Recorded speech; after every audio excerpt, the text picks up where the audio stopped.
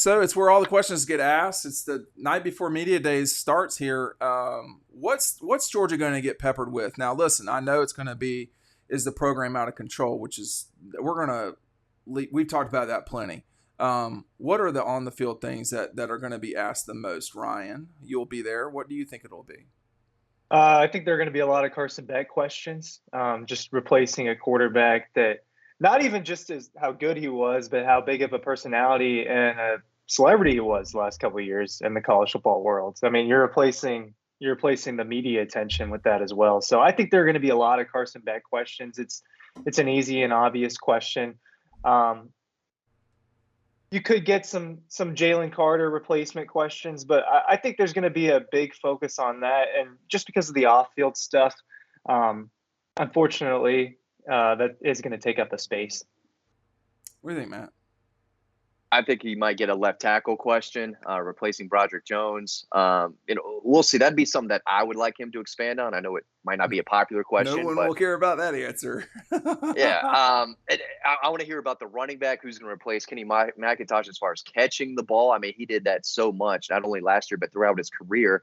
And I don't know if they've got a guy like that or James Cook coming back. I think it might have to be Dacian Edwards, but We'll see. I think the return of guys like Lad McConkey, Cedric Van Pran, I hope he talks about kind of the leadership those guys have to take on, especially without Stetson Bennett and a few other guys who made such a positive impact from last year's team. And I hope he gets to ask answer some questions about some of the younger guys, especially on defense. Malachi Starks playing an even bigger role. He's going to turn into a possible captain. Michael Williams, Jalen Walker. So I hope he's able to talk about some of the young defenders who might take a step forward this season. Marvin Jones Jr., another guy who was hurt all spring. I want to see, what their plan for him is. He might have a breakout year. And, we talk about it a while. Cornerback, who's going to be replacing Keely Ringo, Dalen Everett, Nyland Green. There's some opportunities there for some guys to step up. So I want to hear about some breakout guys. I know he's going to get pelted with the questions that you said earlier, Dean, but I still want to learn more about this team as we get closer and closer to fall camp. Well, we'll see about that part because I know he's going to do all he can not to answer questions about anything, which is his prerogative. Double Dogs is available still. You're going to get our 2023 preview. I don't know how long we're going to be doing this for, but make sure you're taking advantage of it. The link is down below. Media Days is always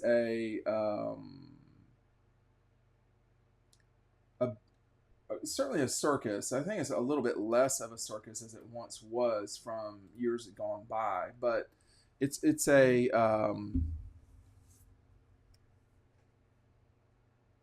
I don't really necessarily know what we get out of it beyond content, sort of filler content. We never really get no games are played, unfortunately. That'd be much more fun. And everyone's so secretive, which is that's their prerogative. They can do whatever they want to do.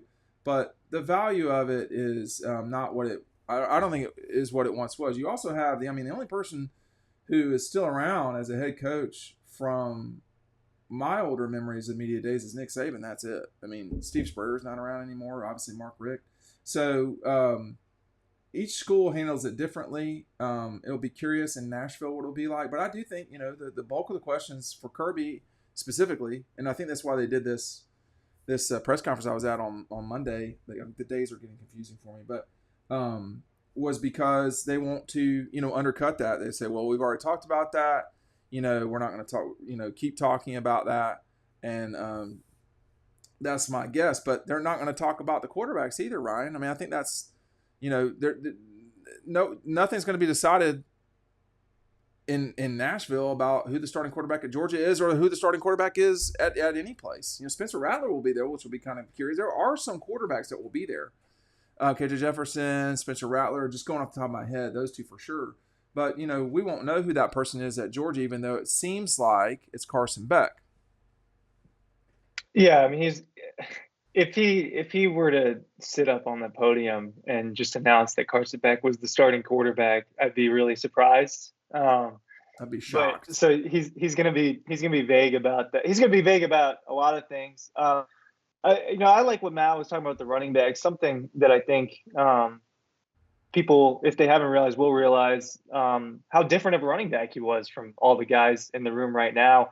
And the combination of the way they kind of used him and Stetson's legs in unison with those rollouts and all the quick fakes and moving the ball side to side is kind of an extension of the running game. As far as a football question, that's one that I would have is how are they going, what's going to be different? I don't know if we'd get an answer on that either, but there isn't as much star power this year as there was last year at Media Days, I would say. Like, it's the same sentiment with Georgia.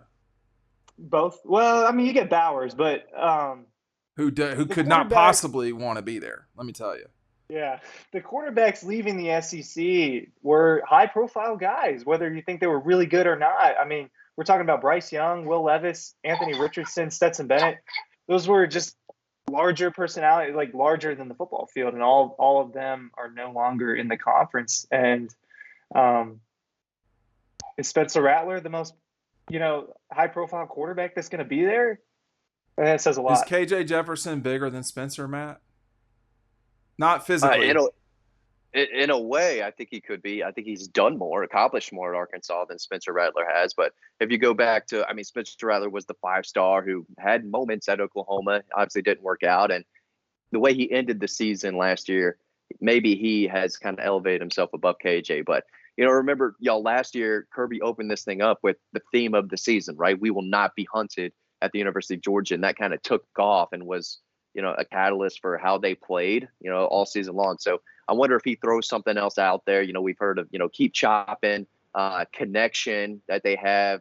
I'm looking to see what kind of theme or what their motivation is coming into the season. I think maybe he starts off with something like that. He's going to be asked, how do you keep your team motivated after 2 straight national titles? How do you keep them hungry? How do you keep them, ready to try to go win a third? So I want to hear him expand on that, of how he's going to get his team ready, week after week, and, in hopes of doing something that no one has done since those, I guess, Minnesota with the leather helmets, like 100 years ago, won 3 in a row, but that doesn't really count. So they're going to try to do something that's really never been done. And I want to see, what his, the way he goes about coaching his team to, achieve those goals. The thing that I learned, that was confirmed to me Monday about Kirby Smart as I don't know about individual, but as a coach, is he is always on offense. Period. Like they're not defensive in any way. And so this will be the first time. This will be the first time. I don't think G-Day this was discussed in any way, but we're in a different atmosphere right now than we were at G-Day. This will be the first time that he's in front of newspaper reporters who don't have they don't care. I mean, ESPN, the company that's putting this on now, or just become putting it on, Disney, they're in bed with Georgia. They're not going to report anything bad unless they kind of have to. So the only, and there's fewer and fewer newspapers for obvious reasons, business reasons, etc. But this will be the first time that he's really in front of old timers that don't care, and old timers that aren't at the AJC. You know what I mean? Like that can't be perceived as a quote out to get Georgia. So I'm going to be curious to see how long he talks in his monologue, which I think will be significant. It's not a monologue; it's a question and answer. My guess would be the over under is probably close to 10 minutes, if not 12, and that way, of the 30-ish minutes that you're in the big room that everybody has on television, he will only be taking questions for 20 minutes. And that's not exclusively because of this offseason, but that's just the way that he is. But he's always on offense. He's not going to be hunted, for lack of a better term. He is going to do the hunting. And that's the way they are. And I don't, it's what it is. But I don't know what to expect. I do wish that we got a couple of things out of it, but so many things, Matt, are already sort of determined. We know who the offensive line is, with the exception of left tackle. We know a lot of things. We don't know who's going to replace the productivity of Stetson Bennett. That is probably the number one on the field question for Georgia coming into this thing. Yeah, Ryan, I'll let you talk about this too if you want, but I want to see some drama. I want to see some Jimbo Fisher, Nick Saban drama that we got. I want to see some coaches kind of snip it at each other a little bit. I thought that was really fun last year, but it seems like everyone, right now is, in a good mood, and there's no beef between SEC coaches that I know of. It'll be interesting to hear from some of the new guys like Hugh Freeze at Auburn. But a little drama never hurt anyone at SEC Media Days, right? Yeah, I don't know. I don't know if we're gonna get it.